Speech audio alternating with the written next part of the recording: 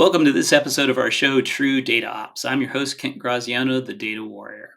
In each episode, we bring you a podcast discussing the world of data ops with people that are really making data ops what it is today. So be sure to look up and subscribe to DataOps.Live's YouTube channel, because that's where you're going to find all the recordings from our past episodes. If you missed any of the prior episodes, great time to get caught up here while we're in the middle of the season. Better yet, you can go to truedataops.org and subscribe to the podcast so you don't miss any future episodes. Now, my guest today is author, thought leader, advisor, Agile data modeler and methodologist, and a renowned international keynote speaker, Scott Ambler. He's currently working on a new book, tentatively titled Continuous Data, Enabling Data-Driven Decision-Making and Corporate AI. Now, I recently had the pleasure, I've known Scott for quite a few years because he's one of the few other people in the world that talked about Agile and data in the same sentence, which people thought we were nuts when that started. But I recently had the pleasure of attending a workshop that he gave on continuous data warehousing. And in it, he talked about, one of my favorite topics, data ops. So I figured, why not have Scott on the show? Should be a very interesting discussion. Well, welcome to the show, Scott. Good to see you again. Yeah, great to see you, Kent. Thanks for having me on. It's always a pleasure. So, for the folks who don't know you, even though your extensive background and all of that, would you care to give us a little bit of an overview of your career in agile data management, modeling, and all the things that you've been into, some of the books you've written, and the methodologies that you've even pioneered? Yeah, sure. So, yeah, I'm one of those annoying old guys that, was doing data warehousing long before it was called data warehousing. I'm sure you've heard that story a few times. But, I'm one of those guys that did that.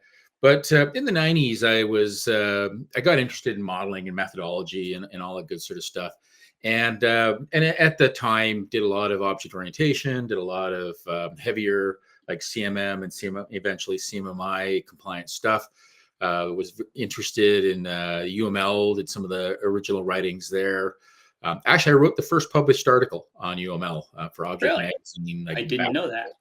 Yeah. I even beat the UML guys out on that one, but Good job. be that as it may. And yeah, whoop you do. It's the real thing. But yeah, did work in the unified process. But then when the Agile movement came along, I knew most of the people that were actively involved back in the day, and it spoke to me. And I was already doing some extreme programming stuff. I'd taken a workshop with Kent Beck a couple of years, before the manifesto was written, and was working on on what became the Agile modeling methodology, this lightweight approach to modeling and documentation, which at the time was radical. It was all case tools and heavy modeling up front and all this, theoretical nonsense that just didn't work well. But the case tool vendors were making gobs of money. So that was what really counted. And I came along and said, you know what? Most modeling seems to be getting done on whiteboards and with sticky notes and paper and all that good sort of stuff. And, the fancy tools are great and have their place, but let's actually talk about what we're doing in practice and then how it fits in with, everything else. So that was the focus of Agile modeling. But then in the early days of Agile, a bunch of us got together and we started talking about, well, what about this data stuff?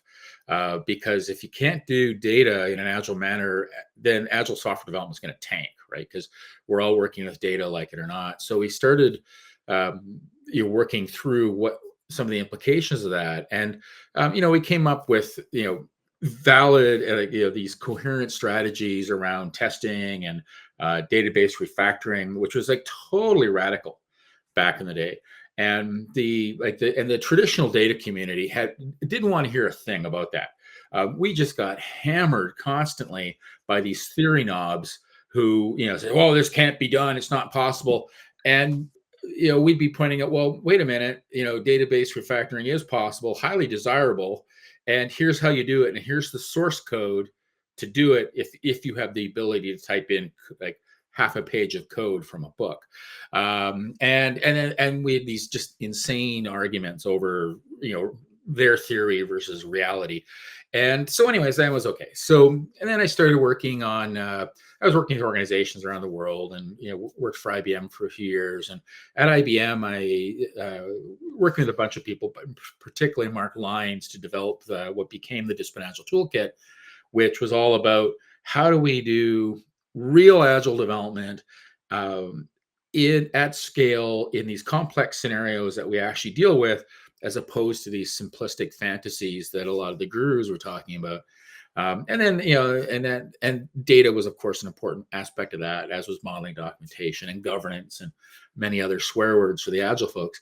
And then, I helped organizations do this stuff. And when we had the Discipline Agile company, which focused on consulting and training, I did a lot of the data stuff. Helping organizations do data warehousing and apply agile techniques to the data world and all that good sort of stuff. And then that's basically what I've been working on since. Worked for PMI for a few years, helping them roll out DA. But and then after leaving PMI, I went to got a degree in AI. So I went back to school, got a master's degree. So I just graduated I just finished it a while ago. I graduate this summer, to be above board about that. But I've passed. I've got my marks. Marks are in hand. Yeah. That's okay. So it's all good. And yeah, so I've been and I've gone back to my roots, and have been focusing on originally Agile data warehousing a few years ago. But then over time, as I've been teaching it and helping organizations adopt it and figure it out, I started teaching it. The way I was teaching it was we started out with traditional is not working so well. Here's how you do Agile. And then we watch how Agile doesn't work out so well either, because there's a lot of good things about it, but there's a few real serious challenges with it. And then the course ended with, well, what you really need is a continuous approach based on more of a Kanban, product-oriented, continuous delivery type of like a DataOps type of a strategy, rather than the Scrum-based Agile thing that people were sort of force-fitting onto data warehousing. So then I eventually came to the conclusion, well, why am I still calling this Agile data warehousing when I'm really getting people to the point where it's really continuous data warehousing that I'm talking about? So and teaching it, and rightfully so.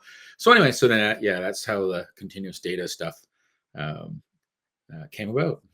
Yeah. Yeah. No, I remember back in, boy, what was it? It was probably 2011, 12, somewhere in there, working on a data vault project here in the Houston area for a big oncology network. And we were using Jira and using a Scrum approach to that, which two of us kind of managed that and made sure everything worked. And at one point, then the management decided we were going to switch to Kanban, and so we ended up having to roll right over into the Kanban thing. We had already gotten people thinking from a product perspective, because we actually had product owners, as Scrum definitely has people doing, and we had actually gotten the business involved, and so that was a wasn't too bad a transition, actually. It was a little struggle at first. The biggest problem we had was the release manager, is that Yeah, he just did not stay on top of it. I mean, we had a backlog of stuff that was ready to go to production that like never got approved, yeah, because the guy who had the button control to say move that to production in Jira just was not on top of his game, and that made it a little challenging. But it worked okay, and long before I started talking, getting involved in the DataOps movement hadn't really even started back then. That evolved here in like the last decade. Just like we went from agile software development to applying agile to data, we've got the DevOps thing that, and continuous integration, CI/CD, all that is now has turned into data ops, right? So, we've been looking at that on our podcast here for the last couple of years, and trying to think about the concepts of true data ops and how that's really evolved in the last couple of years. And since you've kind of been like right in the middle of it, and as I was pleasantly surprised when it had a big slide in your workshop there when we were doing the data vault training back in Orlando in December. um, that's really, things have come a long way, right? And you've been Yeah. helping people learn how to do that. You're learning better ways of working, all of that. So, give us a little feel for your perspective on how this space has really evolved in the last couple of years. I mean, I'm Yeah. sure some of this led to your continuous data warehousing concept. Well, yeah. So I think things have gotten a lot better. This, the overall movement has been really slow. From my point of view, having, sort of kick things, help kick things off in the early 2000s. And here we are almost 25 years later. And it's really only been a few years where, particularly data ops has sort of taken off. It's been slow, but then again, too, stuff happens, I guess. But it's, we've seen this gradual improvement over time, and it hasn't been this insane steamroller that we saw with the rest of the agile movement, which is sort of crapped out now. But it's been this realistic, let's adopt it and figure it out. But some of the challenge though has been on the traditional side of things. It's harsh to say, but we've sort of had to wait for the traditional thought leaders in the data movement to die off, and get out of the way. It's like, thank you for your theory, and it was awesome in the 70s, but maybe the 80s.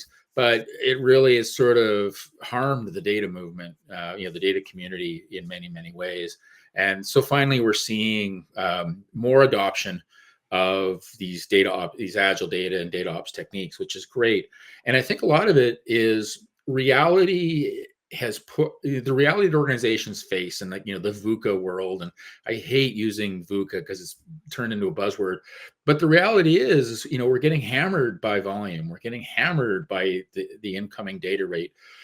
We're getting hammered by change, and we can't go off in a fantasy land like the traditional people want to do, and model the living hell out of things for months or years until we finally do something, right?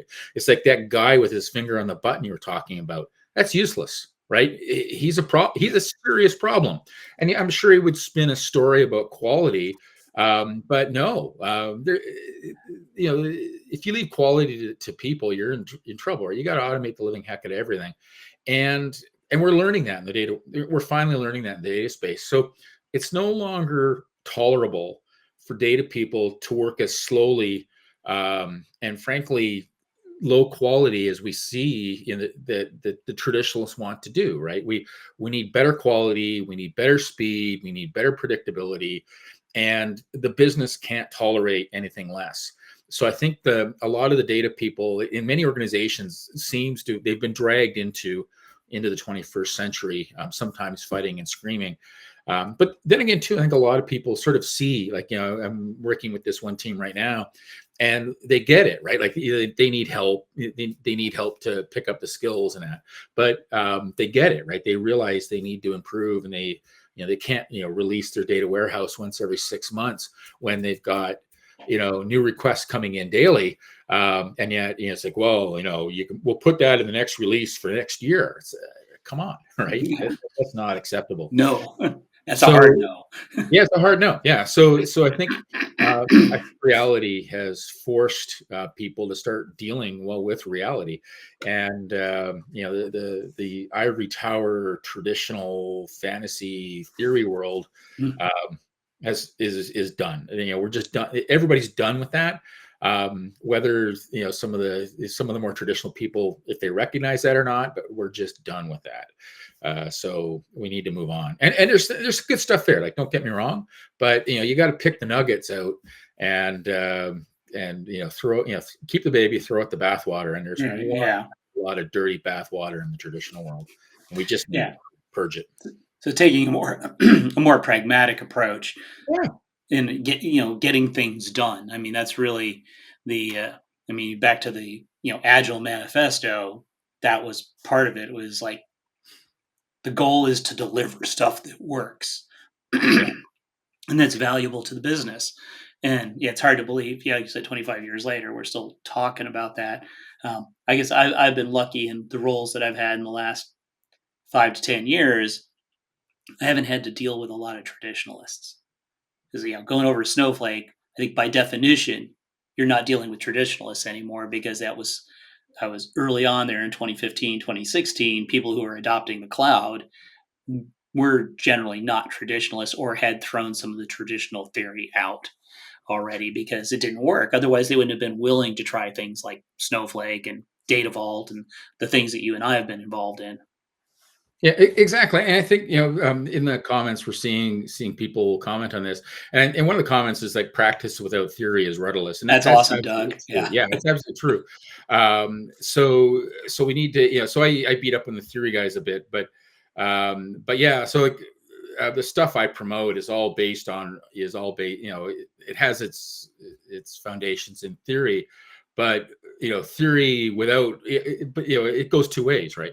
Theory without pragmatism and actual application in reality is no good either, right? And I think I think we just had too much theory and too much wishful thinking, and I think like because if you look at traditional practices, which I've done, right, like this was a thing with Discipline Agile, was we put practices and strategies into context, right? It wasn't just Agile, so it was unfortunately misnamed, but um, we looked at a lot of traditional practices, put them in a context, and defined, here's when we would use this, here's when we would not use this, and here's why. And I think the challenge with yeah, traditional practices is that they do in fact work when you're in a context where you can tolerate working in that way.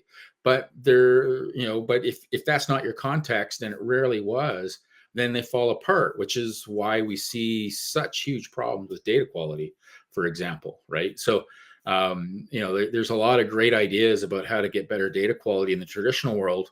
Well, I'll just let their track record speak for itself.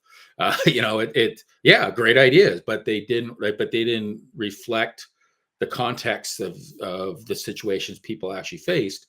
Like a multi-year strategy, or strategy that has like a multi-year payback is pretty much guaranteed to fail in corporate America, right? We yeah. can't possibly keep focused that long, and just the plug's going to get pulled on that, guaranteed, right?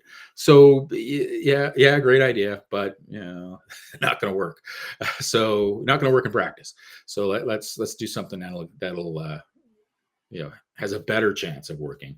Nothing's guaranteed, of course.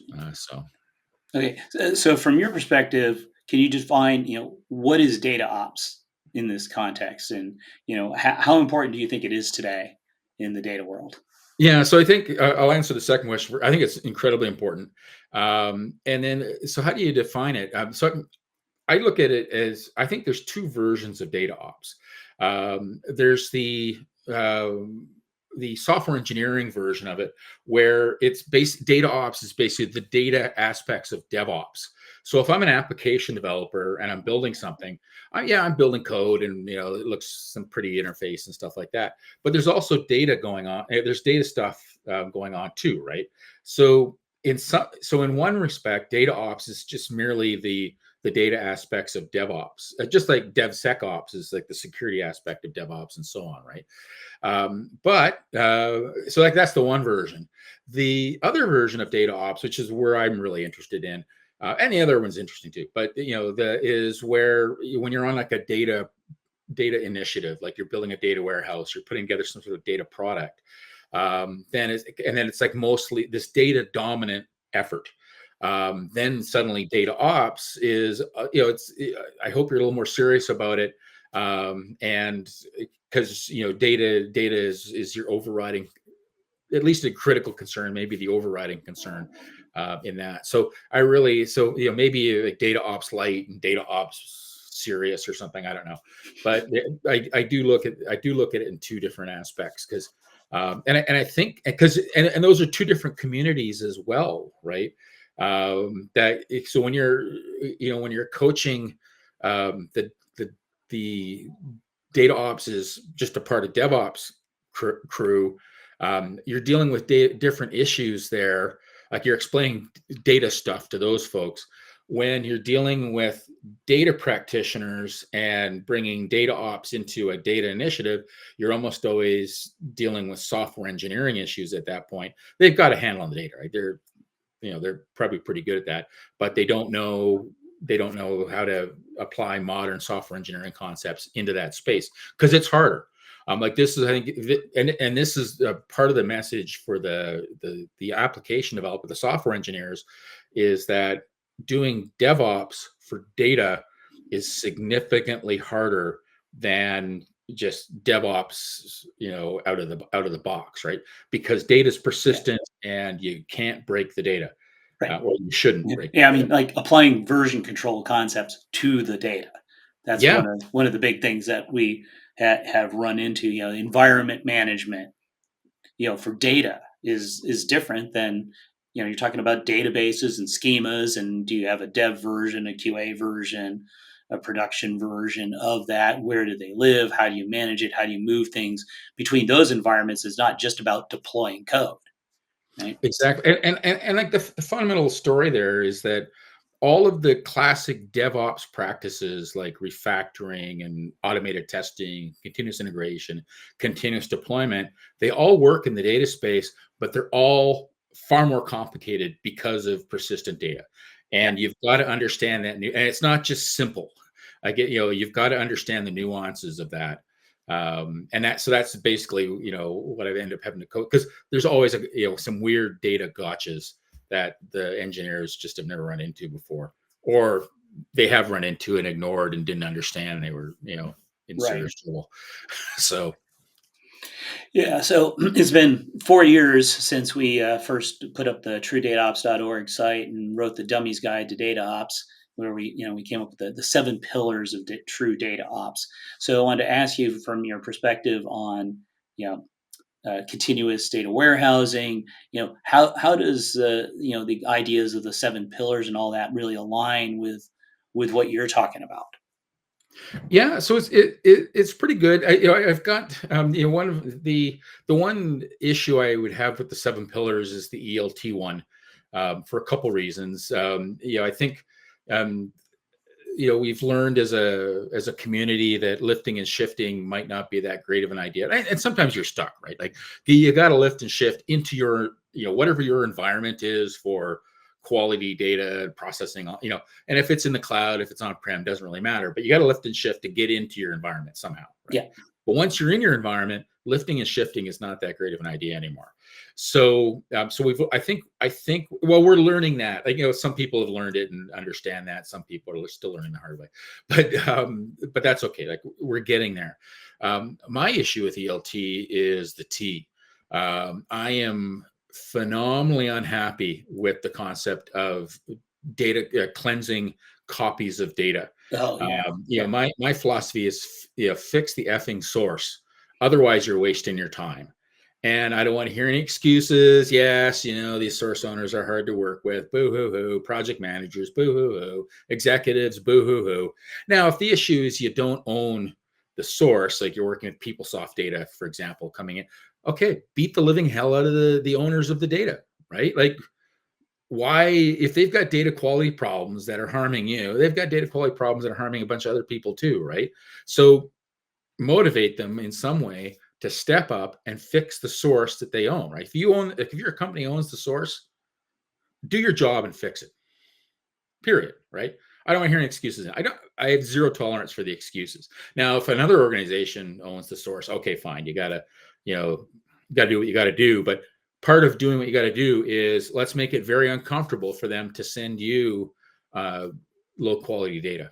Right? It's not, we as professionals, we've got to step up, because if we'll beat up on PeopleSoft, but if the PeopleSoft guys don't fix their data quality issues, then it's never going to get any better, right? So and I think in Dan's instance, the CDVP Data Vault 2.1, the idea of that feedback loop and write back is like, at a minimum, we got to do that. We got to be able to make sure that those sources are getting fixed, even if in the interim we might not have to. We might have to make some transformations on the data warehouse side in order to get the reports of the business wants. So those are the things that Dan called soft business roles, right? yeah, And it's as far down the line as you can, right? We don't want to be, like you said, copying data and then changing it. And I think even in our 7 pillars, it was ELT in the spirit of ELT. And what we really yeah, were trying to get at is it's mostly EL. It's like get the data out of the source and into your data platform. And the very Yeah. last thing you would do is any kind of transformations. And of course, I'm such a huge advocate of the data vault methodology. It's like you only apply the transformations are as far down the line as possible for auditability reasons and because people change their minds on how they want the data interpreted. And so the T is kind of a little t in my mind, right?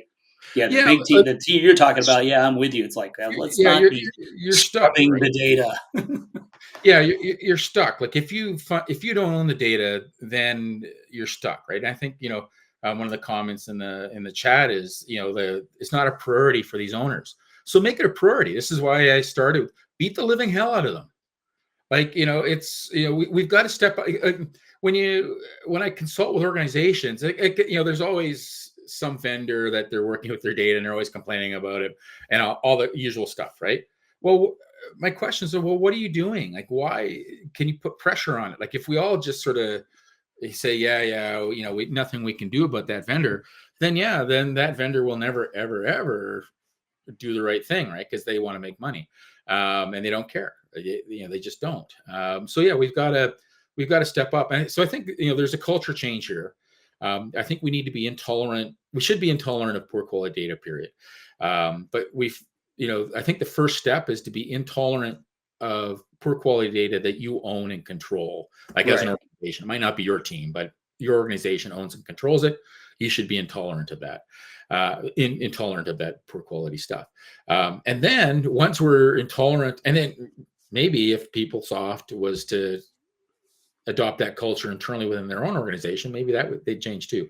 But we do need to put pressure on these other groups, and hopefully it works out. So yeah, it's a bit of theory, but it's what else is going to work, right?